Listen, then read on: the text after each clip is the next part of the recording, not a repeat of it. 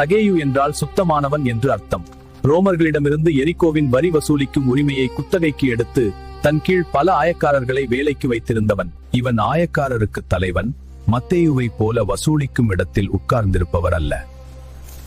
மத்திய கிழக்கு கலாச்சாரத்தில் செல்வாக்கு மிக்கவர்கள் நீண்ட அங்கிகளை அணிவார்கள். ஒரு மனிதன் தன் அங்கியை அரைக்கட்டியவர்களாய் தன் கால்கள் வெளியே தெரியும்படி இருப்பது கலாச்சார ரீதியாக அவமானம்.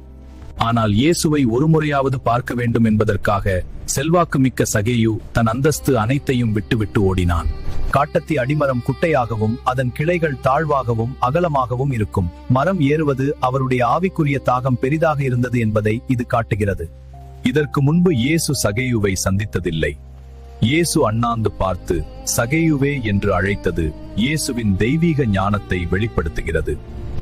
உன் வீட்டிலே தங்க வேண்டும் என்று சகேயுவின் வீட்டிற்கு சென்றதன் மூலம் இயேசு எரிகோவிலேயே மிகவும் வெறுக்கப்பட்ட ஒரு மனிதனுக்கு கிருபையையும் ஐக்கியத்தையும் வழங்கினார்.